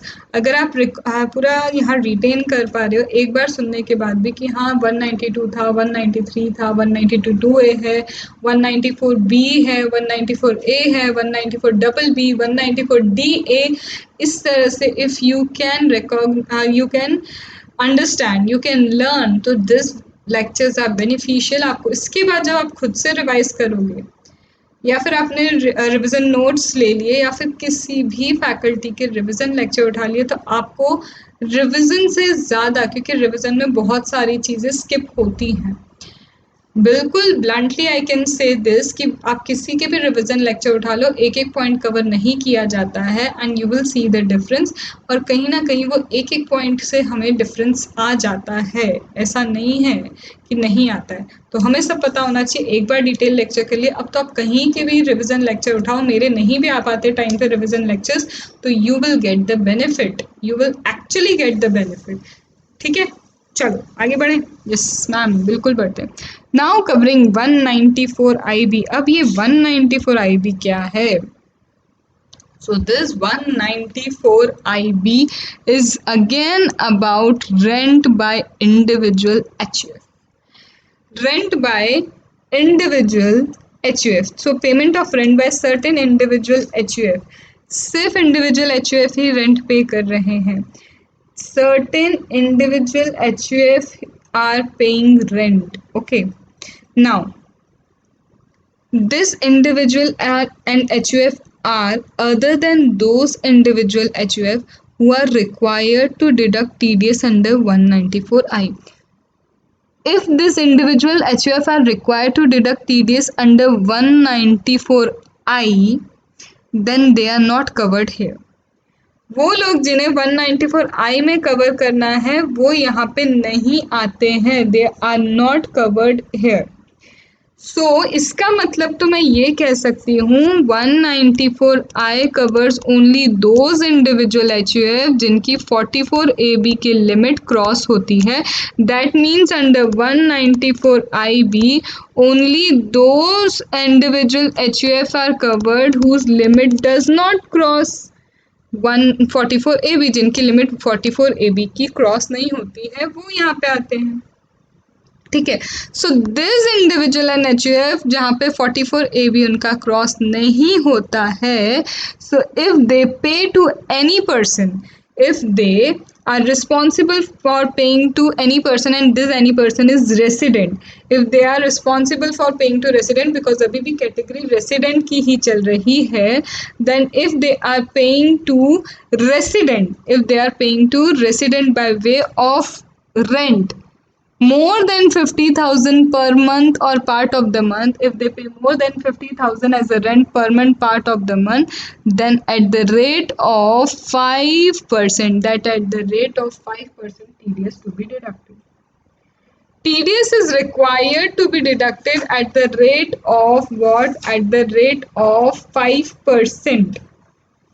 Okay, when you are paying more than 50,000, 50,000 से ज़्यादा करंट इंडिविजुअल HUF अगर देता है जिसको ऑडिट की रिक्वायरमेंट नहीं है, जिसे क्या है ऑडिट रिक्वायरमेंट नहीं है, तो यहाँ पे 5% काटना है. अदरवाइज वहाँ हमने देखा है 2% is required to be deducted अगर बिल्डिंग वगैरह फर्नीचर फिक्सचर ये सब यूज हो रहे हैं तो. इधर वहाँ पे यहाँ पे लेकिन 5% कट करना है. ठीक है, कब कट करना है, लेकिन यहाँ पे कट करना है either on the last month of the previous year that is March और लास्ट मंथ ऑफ टेनेंसी अगर आप वेकेंट करवा रहे हैं. If you are vacating, you are making vacant the room, आपको आपके जो भी घर है जिसका रेंट आपको मिल रहा है, it could B land, it could B building, it could B for the use of land, it could B for the use of building. यहाँ पे सिर्फ दो चीजें आएंगी, लैंड और building, land and building, nothing else. यहाँ कोई furniture cover नहीं है. तो लैंड बिल्डिंग को यूज करने के लिए आपको वैकेंट करवा रहे तो either on the last month of vacancy और last month of the previous year you have to deduct TDS. Now the person that is owner who is receiving the rent, he has to furnish pen. He has to what? He has to furnish pen, and in case he does not furnish the pen, 206AA apply, and 206AA is what? Rate or 20% whichever is higher. But यहाँ पे अब एक चीज़ याद रखो, rate जो दिया है और 20% whichever is higher, whichever is higher ऐसा दिया है. So whichever is higher के केस में क्या हो रहा है, रेंट और रेट और 20% विच एवर इज हायर. अब सपोज TDS इसके अकॉर्डिंग 20% से सपोज TDS डिडक्ट होता है 40,000. हाउएवर अगर इसके बिना हम TDS डिडक्ट करते तो TDS कितना डिडक्ट होता, 30,000. जस्ट बिकॉज 20% है तो 20% के कारण क्या हो रहा है, रेंट इन जनरल 40,000 डिडक्ट होना चाहिए था. ठीक है, इन जनरल क्या है, सॉरी 20% के कारण जो डिडक्शन ऑफ TDS है 40,000 होना चाहिए था, बट हमारा जो रेंट है, रेंट ही कितना है 30,000. 30,000 इज गड़बड़ हो गई, छोटी सी गड़बड़ है यहाँ पे. इसको करो आप 6, यहाँ पे इसको करते हैं हम 70,000 डिडक्ट हो रहा है हमारा TDS just because of 20%, but rent हमारा कितना है 60,000. तो रेंट ही है, मतलब रेंट से ज़्यादा TDS डिडक्ट करने की बात हो रही है, रेंट से ज़्यादा क्या है TDS के डिडक्शन की बात हो रही है. तो ऐसा कभी होता है तो डिडक्शन सिर्फ कितना होगा, डिडक्शन सिर्फ होगा, deduction would not be higher than last month tenant. जितना लास्ट मंथ मिला है उससे ज़्यादा, लास्ट मंथ में जितना मिल रहा है, लास्ट मंथ में आपको रेंट हमारे केस में 60,000 मिला है तो 60,000 से ज़्यादा TDS could not be deducted. However अगर लास्ट मंथ में 1,50,000 मिला है तो 1,50,000 तक डिडक्ट कर सकते हैं. तो यहाँ पे क्या हो जाएगा, TDS और last month tenant whichever is less आपको डिडक्ट करना होगा. This is bin given under 194 IB. आया?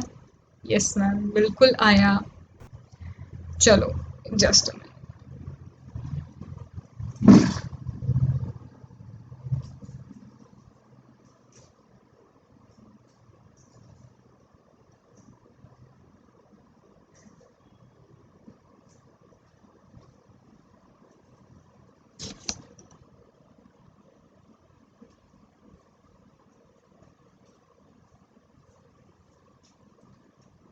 wait, let me charge it. चलो लेट्स स्टार्ट। अब बात आती है अबाउट टेनेंट। ओनर को रेंट मिलता है, owner need to be resident, however a tenant can be resident और non resident. In both the cases the tenant is required to deduct TDS. That means here no TAN requirement is there, here no TAN requirement is there. Why? क्योंकि non resident के पास ten कैसे होगा, ten number नहीं होगा। तो सीधी बात है कि tenant could be resident, tenant could be non resident. In both the cases TDS is required to be deducted and no TAN requirement is there. Okay, and this TDS is to be deducted on the component of land or building for use of land and building. That means यहाँ पे furniture include नहीं होता है. That I have already told you कि here it could be rent for use of land, it could be rent for use of building. It's irrelevant where the land and building is situated in India or abroad. It's irrelevant where the land or building is situated. It could be in India, it could be abroad. It does not matter. However, what the thing matter is TDS काटना है, और tenant resident हो, non resident हो, land building India में हो, बाहर हो, doesn't matter. अगर एक रेसिडेंट पर्सन की प्रॉपर्टी है, रेसिडेंट पर्सन की प्रॉपर्टी है, तो TDS डिडक्ट होगा, और TDS would be deducted on land building, not on furniture. और इट डज नॉट मैटर कि टेनेंट किस पर्पस के लिए यूज कर रहा है लैंड बिल्डिंग को, whether it is using for residential purpose और कमर्शियल पर्पस, डजेंट मैटर, ये मैटर नहीं करता है। दिस डजेंट मैटर कि वो किस चीज़ के लिए यूज कर रहा है, ये कोई मैटर नहीं करता। What the thing matter is कि TDS कटना चाहिए, and that is it. What the thing matter is TDS कटना चाहिए, एंड दैट इज इट। ठीक है, थोड़ा सा और आगे बढ़े, इसके एक आध एग्जाम्पल लेते हैं हम। एग्जाम्पल्स क्या हैं, इश्यूज क्या है, वो थोड़ा सा हम डिस्कस कर लेते हैं।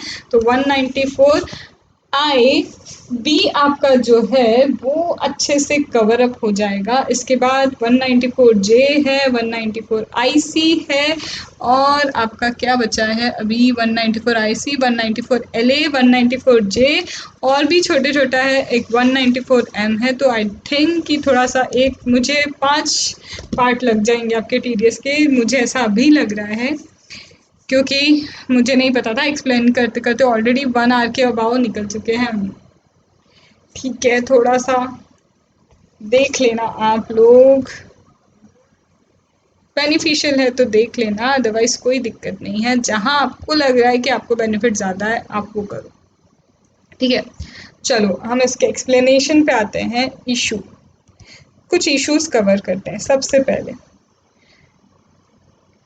There is a person, but obvious यहाँ पे क्या हो रहा है, वो एक रेंटेड घर में रहता है। कब से कब तक, let's say April 2019 to July 2019. Okay, the person stays where? Person is staying in a rented room, rented house, ठीक है, and he pays per month 55,000 per month as the rent he is paying. Well and good. That means यहाँ पे this is an individual. Yes, a person, an individual is staying in a room liable to pay rent for more than 55,000. So TDS at the rate of 5% required to be deducted over here. On how much of the amount of 55,000 into, that is April, May, June, July, that means almost 4 months, so 2,20,000 pay TDS would be deducted.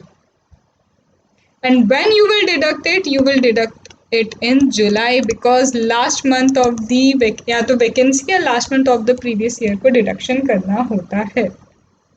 ठीक है, then another, a person who is a resident of USA.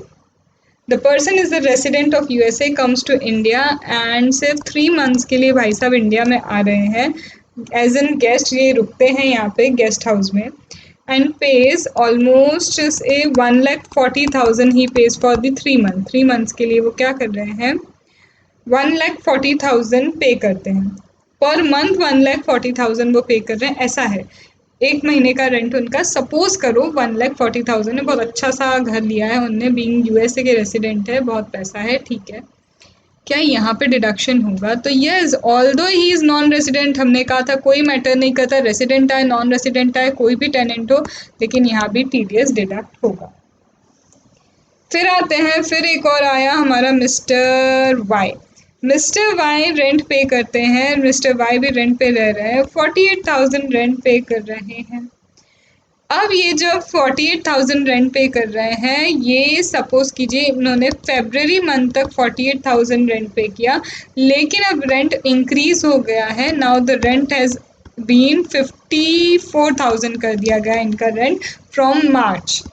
तो अब क्या हुआ, मार्च से क्या हुआ, मार्च से इनको डिडक्ट करना होगा टीडीएस, इन्हें क्या करना होगा, मार्च से टीडीएस डिडक्ट करना होगा अंडर दिस सेक्शन। बट अब कितने पे, सिर्फ 54,000 पे नहीं, ऑन द होल अमाउंट। ये 11 मंथ तक मिला, ये 1 मंथ तक मिला, तो इसका जो भी होल अमाउंट आएगा उस होल अमाउंट पे 5% would be deducted. That means even for 1 month if 50,000 is crossed, एक मंथ के लिए भी अगर 50,000 क्रॉस हो गया है as an rent, that means you are liable to deduct TDS. एक मंथ के लिए भी हुआ है तो you are liable to deduct what, TDS, you are liable to deduct what, TDS. और लास्ट मंथ में आपको टीडीएस क्या करना होगा, डिडक्ट करना होगा। ठीक है, और इशू ले लें थोड़े से? यस मैम, बिल्कुल ले लीजिए। अब ये हैं फिर से हमारे मिस्टर एक्सी हैं, he is paying a rent of 52,000 per month. Okay, however the landlord is of 80 years of age. अब जो लैंडलॉर्ड है हमारे, जो ओनर है, उनकी एज कितनी है, 80 years is the age, but he does not have pen.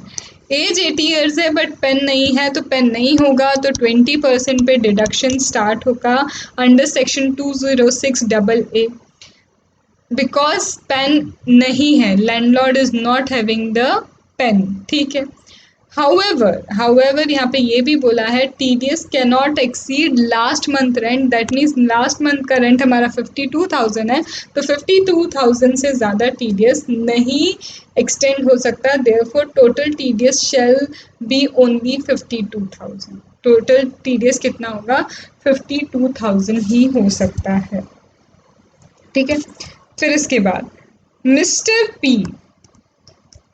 P rent पे कर रहे हैं 60,000 per month, he is paying a rent of 60,000 per month. This house which is on rent, ये जो हाउस उन्होंने रेंट पे दिया है, ये जो हाउस है ये जॉइंटली कौन है, दो ओनर है, इसके दो को ओनर है। दैट मीन्स ये जो रेंट पे घर लिया है इसके दो ओनर्स हैं, एक ओनर से एक्स है, एक ओनर वाई है। ठीक है, तो दो ओनर है इसके, मतलब this rent will be shared 30,000 क्या होगा, रेंट शेयर होगा। तो रेंट के लिए हमने देखा है, पर rent we have seen here mister P is not required to deduct TDS. क्यों? क्योंकि 50,000 से ज़्यादा रेंट अभी इंक्रीज नहीं हो रहा, क्योंकि यहाँ इंडिविजुअल लिमिट आ जाती है, इंडिविजुअल लिमिट यहाँ आ गई है। हाउएवर इंडिविजुअल लिमिट 194 IA में नहीं है, रेंट में ही है ये इंडिविजुअल जो आपको लिमिट देखनी है। This individual limit is available only for rent, it's available only for rent. Are you getting this point? Yes ma'am. So this completes your 194। आपका कौन सा था ये, 194 IB is completed. Now we are moving to 194 IC, 194 LA। इसके बाद आपका profession वाला आ जाता है, तो that I will try to cover here if limit ज़्यादा हो चुकी है, थोड़ा 2 घंटे का लेक्चर हो गया है, तो दैट इज़ पॉसिबल नाउ कि आपको 5 वीडियोज़ मिलेंगे TDS के। सो 194J से लेके आपका 194M वगैरह है, छोटे छोटे और सेक्शंस हैं। आई विल ट्राई, मैं ये नहीं बोल रही हूँ, बट आई विल ट्राई कि मैं सारा 4th पार्ट में ही कवर कर लूँ। आई विल ट्राई, बट मैं वही है, कमिटमेंट नहीं दे सकती। So let us cover this 2 sections and then इसके बाद आपको मिल जाएगा एक और पार्ट, और मोस्ट प्रोबेबली हो सकता है कि 5th पार्ट मिले, I can't guarantee that. So let's start with this. Now 194 IC is payment under specified agreement, और specified agreement क्या है? Specified is joint development agreement. Joint development agreement capital gain के chapter में हम already कर चुके हैं। कैपिटल गेन के चैप्टर में जॉइंट डेवलपमेंट एग्रीमेंट हमने किया था। तो वहाँ पे क्या होता है, हम हमारी प्रॉपर्टी देते हैं, प्रॉपर्टी के बदले में we get some cash, we get some property, कोई फ्लैट वगैरह मिल जाता है। I hope you still remember all that things. तो this 194 IC does what? This 194 IC overrides 194 IA. It overrides 194 IA, and according to this, where 194 IA is overridden by 194 IC, यहाँ पे क्या है, आपको जो नॉट इन काइंड पे consideration, यहाँ पे जो कंसिडरेशन मिल रहा है जॉइंट डेवलपमेंट एग्रीमेंट में, is not being consideration in kind, cash consideration, it's not consideration in kind.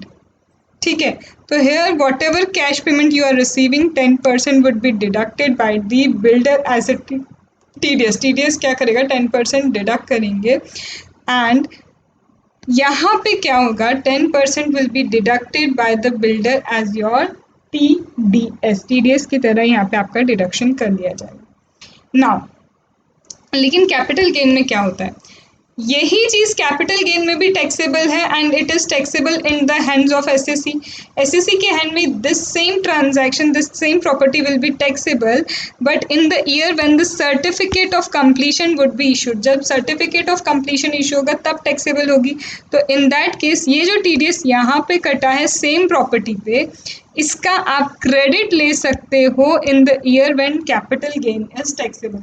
जिस ईयर में कैपिटल गेन टैक्सेबल होगा, in that year you can take the credit of this TDS that has been deducted by the builder, because अगर ऐसा नहीं हुआ, आपको credit नहीं मिला, तो in on same property what would happen, on the same property tax would be deducted on same property. Same property पे इधर कैपिटल गेन भी लग रहा है, इधर से आपका टीडीएस भी कट रहा है, तो इसलिए बोला है कि इसका credit you can take.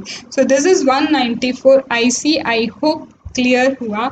Now covering 194 LA, that is compensation on acquisition of certain immovable property. Acquiring certain immovable property, so any person again who is responsible for paying to a resident, यहाँ पे भी वही resident की बात आती है, because we are on the category of resident, credit or payment whichever is earlier. तो यहाँ पे if you pay compensation or enhanced compensation, if compensation enhanced compensation is paid, is compensation enhanced compensation is paid for the immovable property, but this is not an agriculture land, it's not agriculture land, भले ही फिर वो capital हो asset या नहीं हो, यहाँ पे agriculture land covered नहीं है, although being a capital asset, not being a capital asset, because हमने IA में देखा था कि कैपिटल असेट वाली एग्रीकल्चर लैंड यहाँ पे वहाँ पे IA में कवर होती थी, और जो रूरल एग्रीकल्चर लैंड थी वो बाहर थी from the scope of IA। But यहाँ बोला कि compensation enhance compensation receive for any immovable property but not an agriculture land, whether it is a capital asset, whether it's not capital asset, then if the consideration, if the compensation is more than 2,50,000, 10% of the TDS would be deducted. No TDS would be deducted if no TDS would be deducted, अगर ये जो right to fair compensation act है उसने exempt किया है इस income को। ये जो कंपनसेशन है, if this compensation is exempted by right to fair compensation transparency in land acquisition act है, इसने एग्जेम्प्ट किया है, तो no TDS would be deducted, because कोई भी एक्ट दूसरे एक्ट को कॉन्ट्राडिक्ट नहीं कर सकता, ओवरराइड नहीं कर सकता। दैट्स वाई अगर यहाँ कंपनसेशन एग्जेम्प्ट, तो यहाँ पे TDS डिडक्ट नहीं होगा। No TDS would be deducted over here. So this completes your part number 2 related to TDS. I hope you have understood each and every concept over here. आपको एक एक सारे concept यहाँ के क्या किए हैं समझ में आए होंगे, नहीं आए तो बिल्कुल बताना, और अगर आ गए हैं तो बहुत अच्छी बात है। तो यहाँ तक हमने जितने मेरे चार्ट्स बने थे वो कवर कर लिया। अब 194J 194M एंड थोड़े से नॉन रेसिडेंट से की जो कैटेगरी है वो नॉन रेसिडेंट की कैटेगरी अब बचती है हमारी, so we will be covering that. And elementary जो है लोअर रेट वगैरह ये सारी चीज़ें, रिटर्न कब है, हमें डिपॉजिट कब करना है, वो सब चीज़ें हमारी बचती है। तो soon we are covering TDS and after TDS हम लोग जाएंगे इंटरनेशनल टैक्सेशन पे, और इंटरनेशनल टैक्सेशन से कुछ वीडियोस मेरे डले हैं, उसके आगे मुझे क्या करना है, वीडियोस अपलोड करने हैं, तो we will be doing that. Okay, so stay tuned, stay positive, cumulative revision, summary note, and हमें क्या करना है, प्रैक्टिस करना है, and stay home, stay safe. और unnecessary searching on YouTube about the postponement of exam, ये वो चीज़ें जो आप इतना सारा करते ही रहते होंगे, वो सब मत करना. Don't waste your time, take out best from this worst. Okay, चलो बाय बाय, एंड मिलते हैं हम थर्ड पार्ट में. एंड एक मैं अभी नया वीडियो लेके आ रही हूँ आपके लिए, and that video is mistake by students that drag them away from their aim. आप जो जो एम करते हैं, कौन कौन सी ऐसी मिस्टेक्स हैं आप करते हैं, ABCD से मैं लेके आपको Z तक लेके जाऊंगी आपके मिस्टेक्स के लिए. एंड जो जो उस कैटेगरी में स्टूडेंट आता है कि हाँ हम ये मिस्टेक करते तो उसकी पर्टिकुलर के मैंने सॉल्यूशन भी बताए हैं. सॉल्यूशन आप अप्लाई करो नहीं करो, पर आपको ये आईना तो दिखना चाहिए कि एम आप इसलिए अचीव नहीं कर पा रहे क्योंकि गलती आपकी है.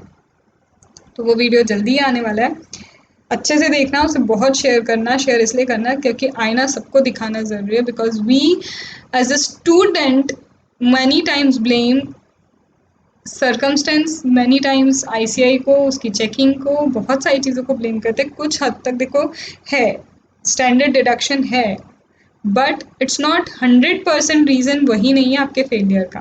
तो वेट फॉर दैट वीडियो, जल्दी आएगा. And share this video as much as possible. पूरा TDS डिटेल लेक्चर है ये, ठीक है, relevant for July 2020 in case अगर एग्जाम हो जाते हैं तो. ओके, चलो बाय.